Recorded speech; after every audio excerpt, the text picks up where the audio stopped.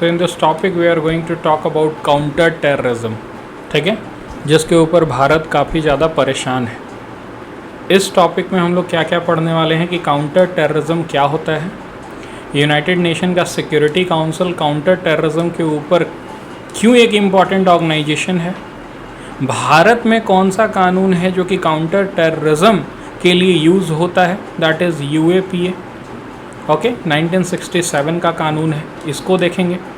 पाकिस्तान के कौन से टेररिस्ट आउटफिट हैं जो कि भारत के लिए एक सरदर्द हैं, ओके, और चाइना का क्या मोटिव है इस काउंटर टेररिज्म में भारत का साथ ना देने के लिए, ठीक है।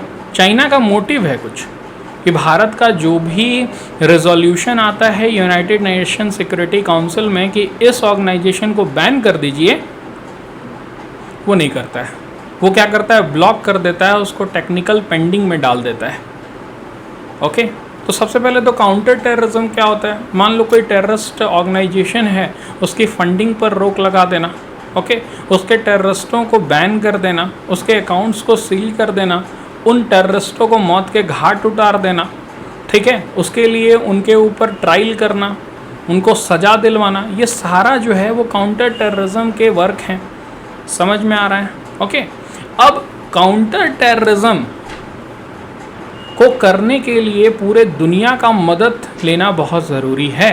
भारत क्या कर रहा है इस आर्टिकल में कि something wrong with the global counter terrorism fight, कुछ तो गड़बड़ है। ग्लोबल काउंटर टेररिज्म फाइट में सिर्फ और सिर्फ इंडिया ही चिल्लाते हुए चल रहा है।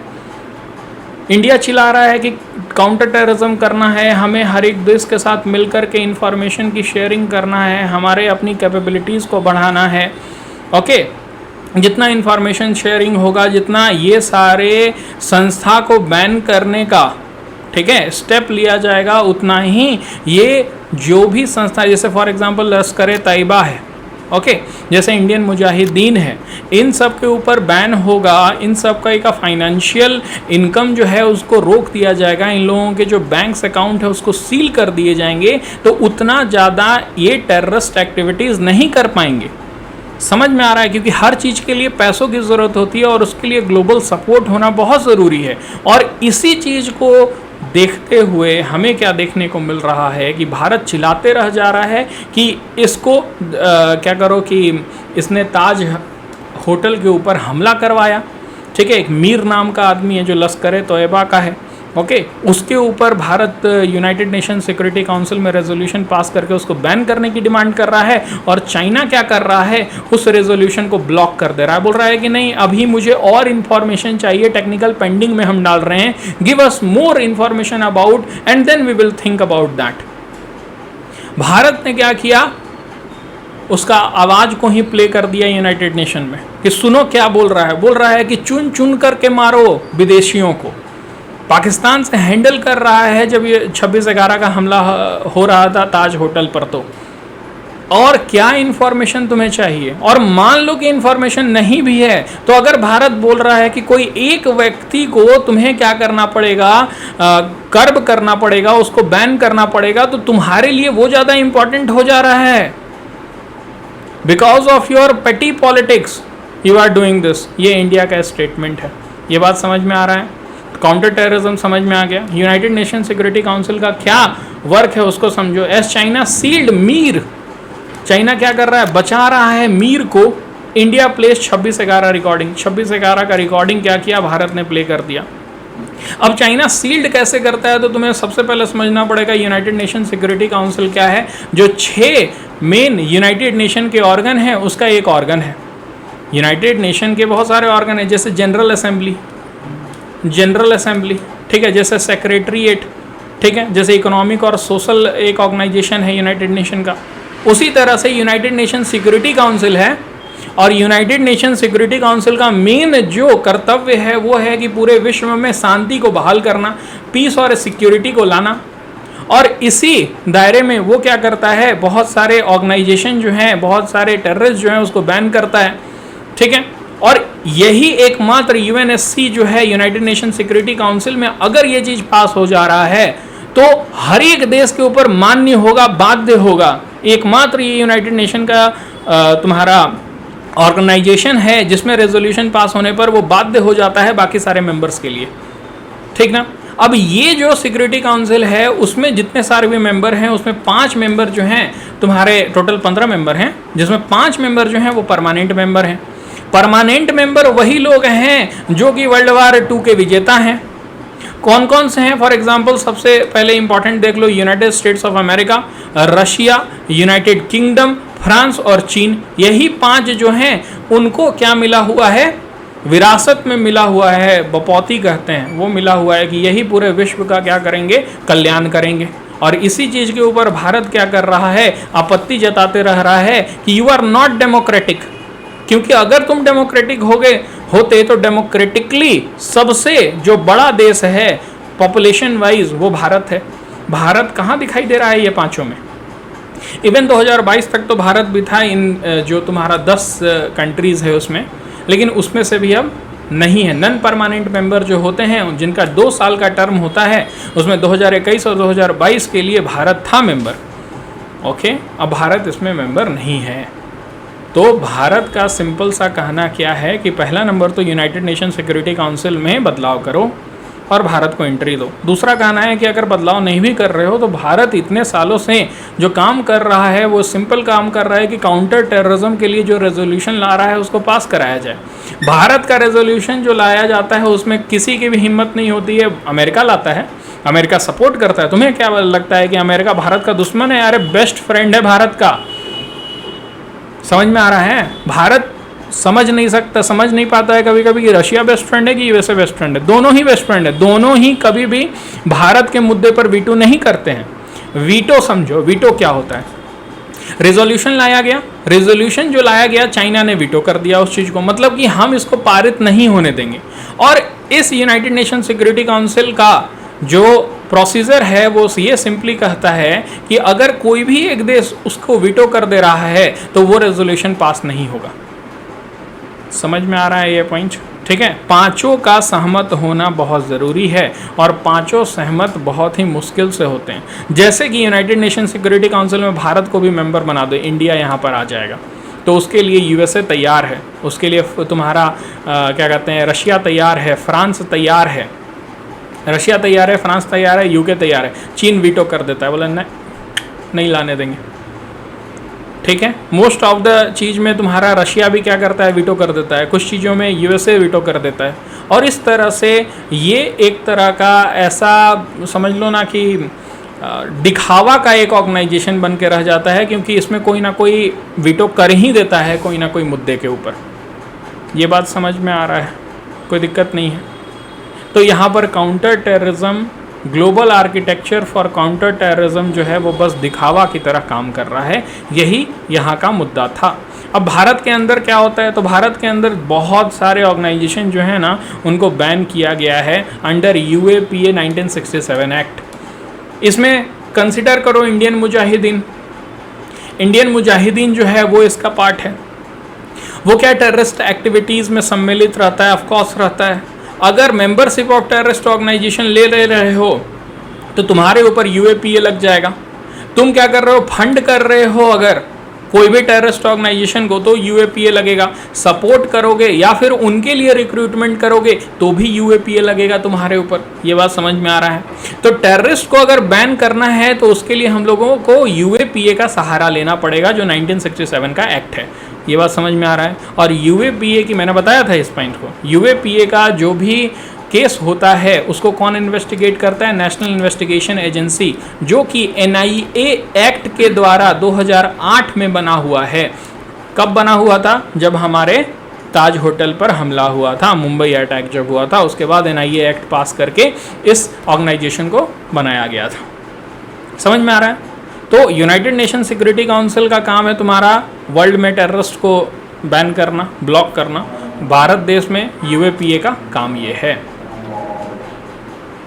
अब उसके बाद फिर देखो, you can see out here the entire, यहाँ पर पूरा ये रिपोर्ट है। उसमें जो इम्पोर्टेंट है देखो, if we can not get establish terrorist who have been banned across global land के escapes proscribed by the United Nation for petty geopolitical interest, then we really do not have the genuine political will to sincerely fight this challenge of terrorism. Simple से बात बोल रहा है, एक line में अगर देखा जाए कि अगर तुम्हारा पेटी जियो पॉलिटिकल इंटरेस्ट के लिए तुम टेररिज्म को सिंसियरली नहीं ले रहे हो, तुम उसके अगेंस्ट नहीं कर रहे हो, ठीक है, तो ये कभी भी फाइट हम लोग कर ही नहीं पाएंगे। नहीं समझ में आ रहा है? सिंपल से ये बोलना चाह रहा है भारत कि अगर तुम चाइना पेटी अपना छोटा मोटा जियोपॉलिटिकल इंटरेस्ट के लिए तुम अगर टेररिज्म को छोड़ दे रहे हो, तो इससे गलत बात और कुछ नहीं हो सकती है। This is the point. Okay, अब ये पॉइंट आया ना यहाँ पर कि अब चाइना का मोटिव क्या है, क्यों चाइना ऐसा कर रहा है, चाइना क्यों ब्लॉक कर रहा है? तो चाइना ब्लॉक कर रहा है पाकिस्तान को सपोर्ट करने के लिए। दूसरा पॉइंट आता है कि पाकिस्तान को क्यों सपोर्ट कर रहा है, तो बहुत सारे फैक्टर हैं। एक तो हिस्टोरिकल फैक्टर है। हिस्टोरिकल फैक्टर ये है कि अक्सई चीन अगर उसके पास था, पाकिस्तान ऑक्युपाइड कश्मीर के हाथ में था, उसका था ही नहीं, लेकिन उसने क्या किया, उस पूरे लैंड मास को चीन को दे दिया। तो हिस्टोरिकली क्या है, ये दोनों कंट्री ने अपने आप को एक वेल विशर एस्टैब्लिश करके रखा हुआ है। दूसरा पॉइंट, चाइना की जो इकोनॉमी है ना वो पूरे तरह से पाकिस्तान की जो इकोनॉमी है ना वो पूरी तरह से चीन के ऊपर डिपेंडेंट है, ठीक है। अब ये जो डिपेंडेंस है उसके वजह से दोनों देश में बहुत ही अच्छी गहरी दोस्ती है। तीसरा पॉइंट जो है वो तेल का मुद्दा है। मैंने इसको भी कुछ दिन पहले डिस्कस किया था। फॉर एग्जाम्पल, वेस्ट एशिया से तेल को लाना है, कहाँ से लाना है, वेस्ट एशिया से तेल को लाना है, तो अभी जो रूट है वो क्या होता है, कुछ इस तरह से मूव करता है इंडियन ओशन से होते हुए। ये जो रीज़न है इसको कहते हैं स्ट्रेट ऑफ मलक्का। यहाँ इंडोनेशिया है, यहाँ मलेशिया है, इन दोनों के बीच से जाता है, स्ट्रेट ऑफ मलक्का से जाता है। अगर इसके नीचे से जाएगा तो तेल का दाम बढ़ जाएगा चीन में। अगर तुम यहाँ से जा रहे हो इधर से, तो यहाँ पर क्या होगा, तुमको थाईलैंड का इस्तेमाल करना पड़ेगा या म्यांमार का इस्तेमाल करना पड़ेगा, और फिर लैंड रूट से तुमको इंटर करना पड़ेगा चाइना। इसमें भी तुम्हारा तेल का दाम बढ़ जा रहा है। ओके, लेकिन तुमको अल्टरनेट रूट चाहिए, तो चीन ने क्या किया कि सबसे अच्छा अल्टरनेट रूट मिला उसको कि डायरेक्ट क्या करना है, ग्वादर पोर्ट से ये चाइना पाकिस्तान इकोनॉमिक कॉरिडोर होते हुए ये जिनजियांग प्रांत ऑफ चाइना पहुंच जाएगा, और उसके बाद फिर उसका नेटवर्क वेल एस्टेब्लिश्ड है। इससे क्या करेगा, पूरे चीन का जो उसको विस्तार करना है, जो उसको डेवलपमेंट करना है, वो यहाँ से हो सकता है। समझ में आ रहा है तुम लोगों को? तो पॉइंट सिंपल है कि उसको पाकिस्तान का एक स्ट्रेटेजिकली जरूरत है, ताकि उसका जो फ्लो ऑफ, अगर मान लो फॉर एग्जांपल यहाँ पर कौन सा पार्ट है देश का, हमारा अंडमान निकोबार यहाँ तक है।